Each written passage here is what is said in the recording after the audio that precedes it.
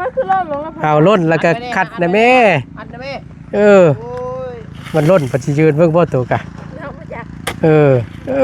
เห็นบ่หัวดำหัวคันหน้าน่ะพี่ฮะเอาไว้จะพูดนี่ฮะ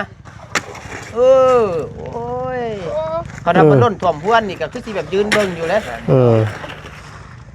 แล้วคุกจงดูกัน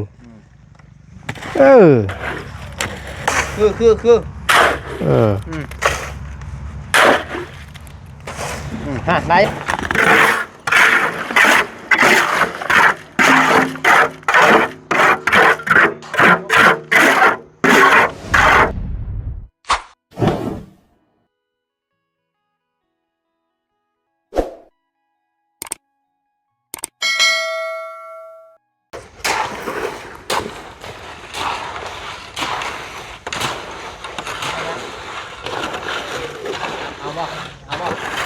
เอาหมดเวลาแล้วนะป่านนี่พี่น้องเลย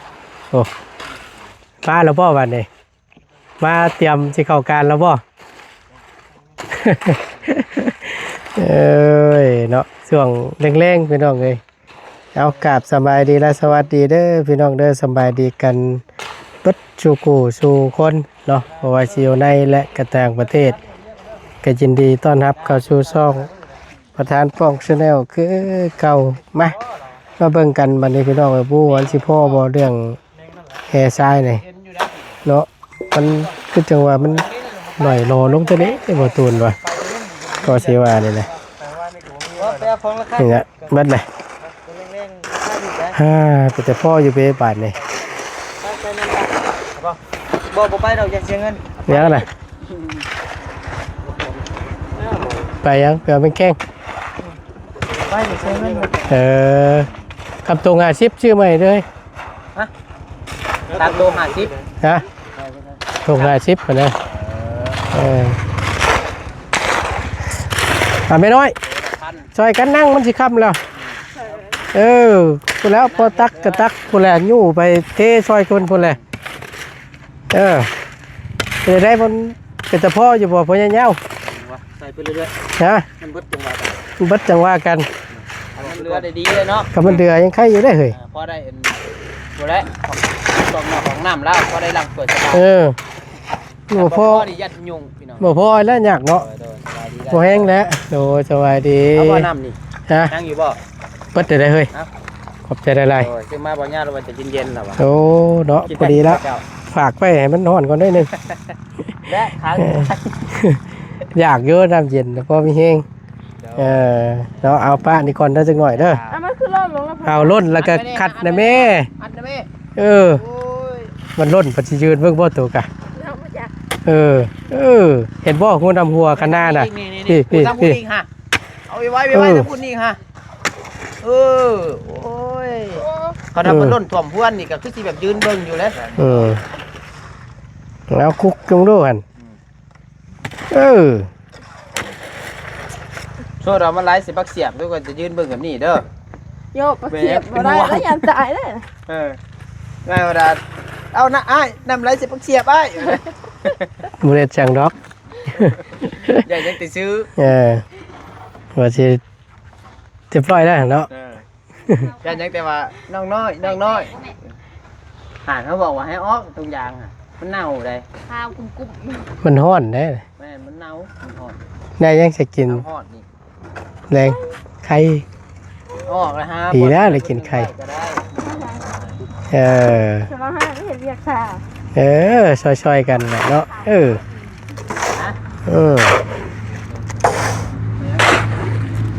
คนละคน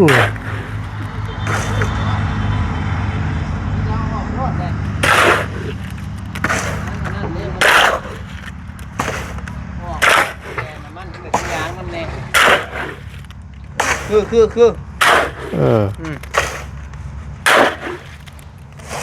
ฮะนายกอะไรนั่นนี่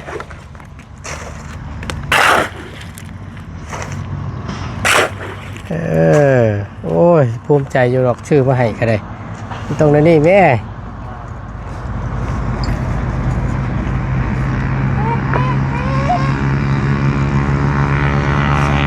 พออยู่บ่ได้พี่น้องรุ่นเมืองน้ำกัน ตัวเพื่อนว่าสั่งไม่กระพุ้กระเทินเลยพี่น้องทำมันขาดนิดๆหน่อยๆใครอยู่ก็ได้หาจืดมาน้ำมันไก่เนี่ยเหงื่อเดียวเลย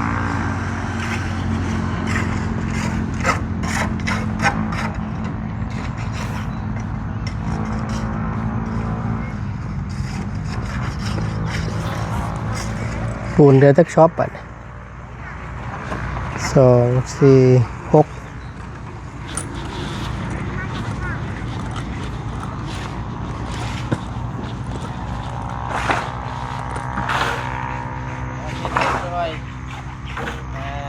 4 6 8 9เหลือ9 ชอบ เดี๋ยวมีรางวัลคนขยันให้ บ่เฮ้ยบ่ไปแต่อยากตักแค่ใช่เนาะ ตักแม่ พอตักอยู่ได้นี่ก็ ร้อย ว่าดีว่าบวงละตัวเลยเฮ้ย บวงละ20 บาทไป บวงละ20 บาท นับเด้อหน่อยนับแม่ โอ้ ได้ ย จักบวง บวงละ20 บาทนี่ก็ได้หลายเติบได้เลยเนาะ เริ่มใหม่เด้อนับรถ เออ ไปเลย นับได้ชื่อได้นับบ่ชื่อแล้วบ่ได้คือเก่าได้ เนาะจำมาได้ติ ก็ต้องก็เริ่มใหม่เยอะแล้วก็ลืม เอ เอา อ ไป คุกบาทนี่ ตอนขึ้นขาส่งฮะ เป็นเมื่อยนะกาส่งนี่เนาะก็จะว่ามักกะเทะอาส่งสไตล์อันนี้ บ่เลย โอ้ย สั่นโพดทงย่างโพด มาช่วยแม่หน่อย โหดโพ ช่วยฝึกวัยรุ่นกำลังฮิตเด้อไอ้ช่วงนี้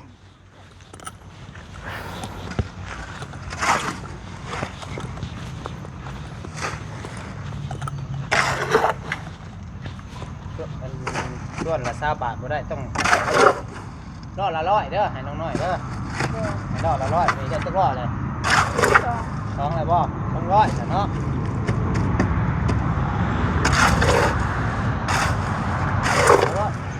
ตัวนี้นี่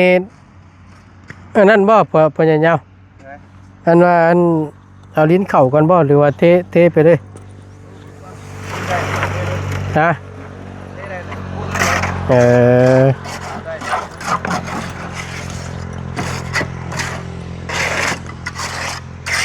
ดินเข่าแล้วบอกจะเราเอาเข่าแรงเลยเนาะ เออ ขนาดเจ้าเข่าขนาดเพราะว่าที่นี่เมื่อนะฮะไปเบิ่งดินอยู่หันเป็นมาจก อืม แต่บัดนี้ว่าสิซื้อดินมาเข่าเพื่อนให้น้องน้อยแต่ทางน้องน้อยเพิ่นว่าจากส่วนเขาเอง เออเพิ่นขายให้ลังเท่าไหร่น่ะเนาะ 10 ล้อหาลัง400,000 รถ10ล้อนะสี่ เฮาว่านั่นอยู่เด้ หลัง400,000ก็พอเอาแล้วกำหนด10ล้อก็ประมาณสัก3ลังนี่แล้วไป3ลัง ทางว่าซีเรา 3ลังหา4ลังแล้วเพื่อยายประมาณล้านปลาย ล้าน ล้าน6เนาะ 6 เออ 4ประมาณล้าน6นี่แหละ คันหนึ่ง400,000 2คันก็800,000 เพราะว่าสิหลายคนมันก็ว่าน้องน้อยเมื่อยพี่น้องเนาะ แต่ว่าเพิ่นว่าเพิ่นสิเอาเข้าเองกัน บ่ยากหรอกยามว่างๆก็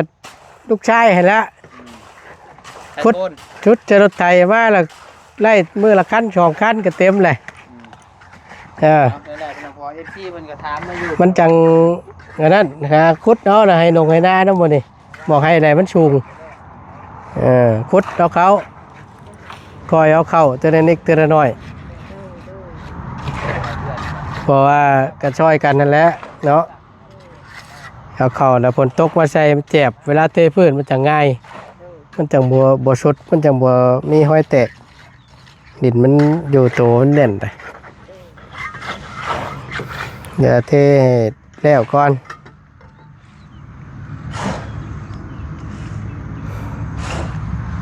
ก็ปูนลงใส่หน่อยเด้อว่ากอยปูนลงใส่ มารอบนึงกันเอาแต่ปูนล่ะมันเข้าหน่าจะพออยู่ พอบ่ พอแล้วเปลี่ยนปูน ชนตัวนี้เนาะแกะอยาดอกทำพอ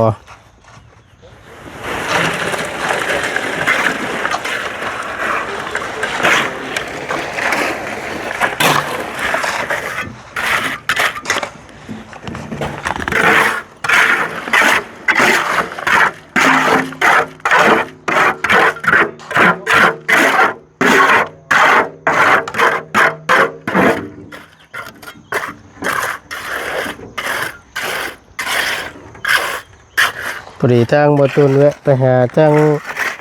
อันนี้พี่น้องเอ้ยอันน้องอูน้องอีเพิ่นก็พอดีแวะเข้าไปถามเบิ่งว่าอันนั้นน่ะบ่ทางบอดี้ได้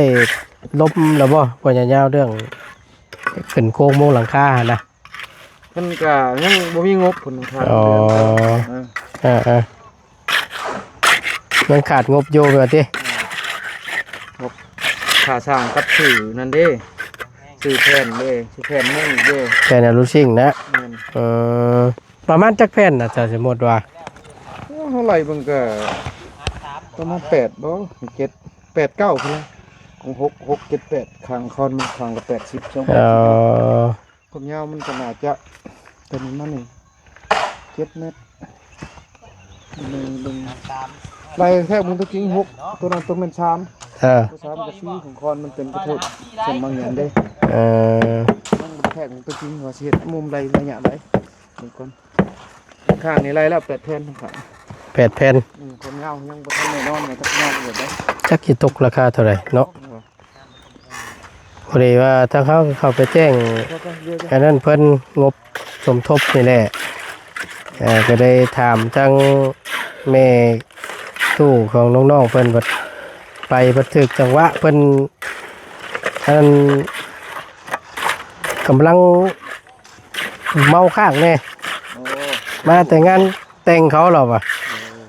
งานผูกแขนหลานเช้าสมบูรณ์ว่านะก็ได้เมาเลยนิดนึงหรอวะ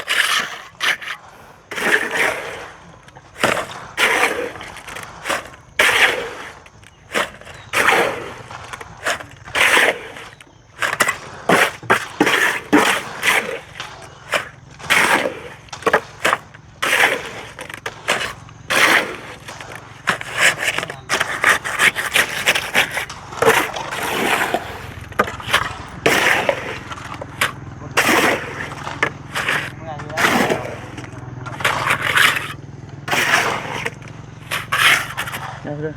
นวด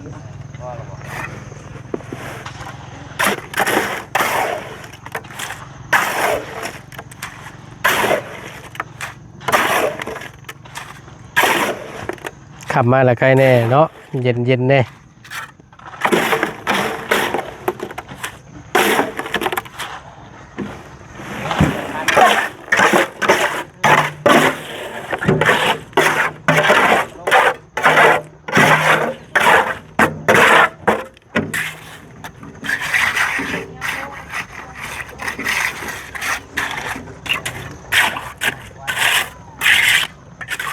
ถามได้เพิ่นก็จะว่าโอ้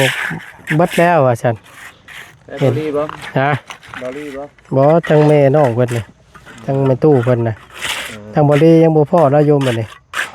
ว่าสิโอ้ลบอยู่พอดีไปแจ้งเพิ่นมีงบอยู่8 ล้านโอ้ว่าจะพอในส่วนใดนะ โอ้ ก็เลยว่าสิถามเบิ่งอันเจ้านำนี่แหละว่าค่าช่างเอาน้ำเท่าไหร่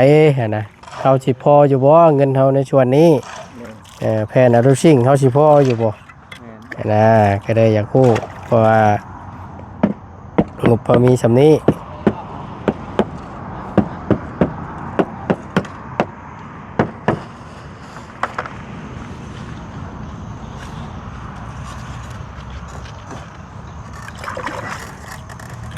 ยังบ่ได้แทกมันตัวจริงก็ประเมินเบิ่ง เออ มันถึงเป็นเม็ดมันสิมีราคาเงินเป็นเงินเท่าไหร่อย่างเนาะเงินบาทขึ้นมันก็บ่จักนักแข่งกัน ก็ไล่เบิ่งเนาะ แม่นได้จริงๆก็โค้งมึงก่อนว่ามันสิเป็นเท่าไหร่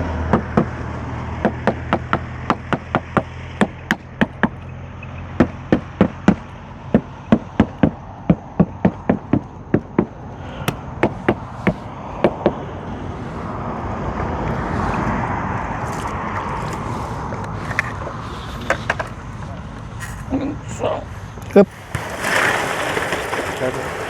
เดี๋ยวครับยังออกก็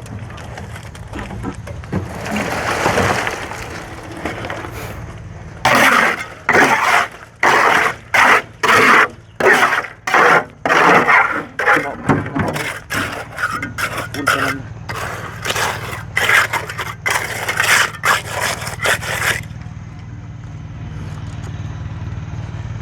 เอาพอดีแล้วตัวนี้ก็แมัน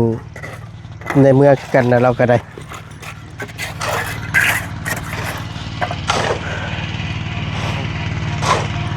ก็ปูนมันก็ได้ชีเรือได้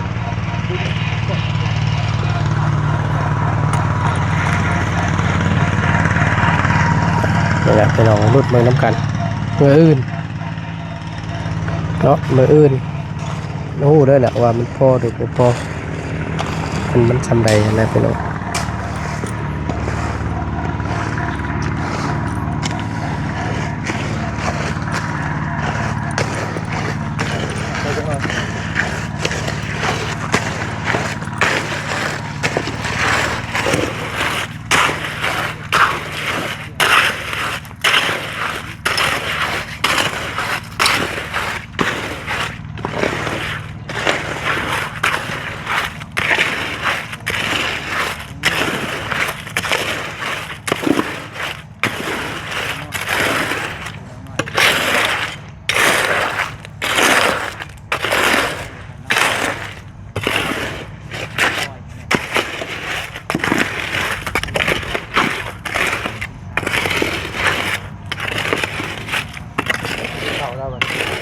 ฮะหิวแล้วป่ะเว้ยฮะเราจะเอาไปชื่อมันแข้งเลยทอดไข่ไป บ่ละก็กินนี้แล้ว กินยังสบายดีนี่มาเลยดิได้บ่บ่บ่ได้จังไปจัก ฮะ บ่ได้จังไปจัก บ่ได้บ่ ได้บ่มันแข้งน่ะ หนักงูมาอีกเลย หัวงูไว้แล้วบ่น่ะ โอ้ยกินหมู แต่ไอ้บ่ได้กินนะ บ่กินแล้วก็ได้ครับ บ่ได้กินบ่ได้อีก อุป มีเทิดแข็งๆอ่ะบ่ให้เขา มกยังไงนี่ ใกล้ๆข่อยคือมากินเอง นะ ของน้องนี่ ของแม่เฮา ไก่กับต้มแล้วนะ จิ้มบ่ได้ ต้มแล้วนะ อ้าว โอ้ขาแก่ ไหนบ่ได้ต้มอยู่ในนี่ บ่กินนะ เมื่อเอาอันบักทั่วไอ้อันนี้เป็นก้อนพี่น้องเลยฮะ บ่ไหวอยู่ มึงเด้อแป๊บนึงได้เฮ็บมาต้นน่ะบักตัวให้น้องเพิ่นไว้ตำกินแรงก่อนเฮ็บ ของเฮา จะกินซะ บ่ไอ้ได้ โอ้คันคอได้นั่นน่ะเด้อสิบอกให้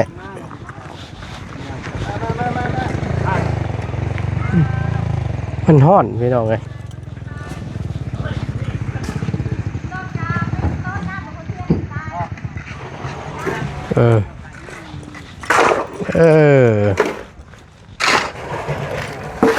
แล้วพอได้ตำกินแรงครับจูเด้อมาทัวห่อนแน่หน่อยนึงแช่น้ำไปรถจอดรถแช่นี่บ่ใช่เอานี่ด้วยบ่ แช่รถโอเคพี่น้อง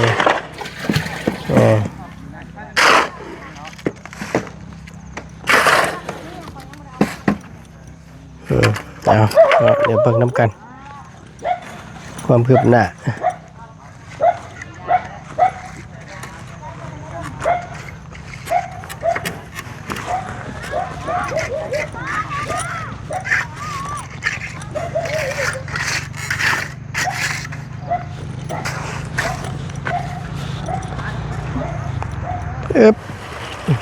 อุ้ย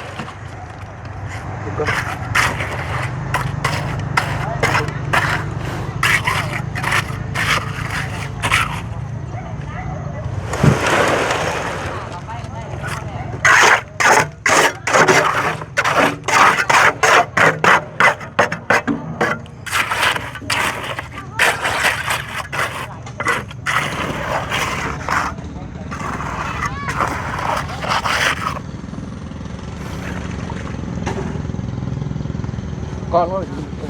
ต้มก็ เล็กมือละกำแล้วพี่น้องเลย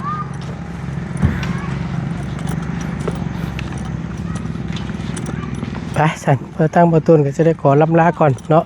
ได้ขอจบคลิปปิดคลิปก่อนเนาะจังใดก็ขอบคุณหลายๆและพี่น้องเด้อที่คอยเป็นกำลังแรงใจและซัพพอร์ตทางบ่ตูนโดยตลอดมาบ่ปะบ่ทิ่มเนาะอยู่ดีมีแฮงเดี๋ยวเบิ่งนํกันพี่น้องไว้พ่อบ่พ่อแล้วก็จังว่ากันเนาะสิว่าจังใดบ่ตูนก็ได้เอาอยู่ดีมีแฮงเด้อพี่น้องเด้อลำลาแล้วสำบายดีเด้อช่วงแรงๆเนาะ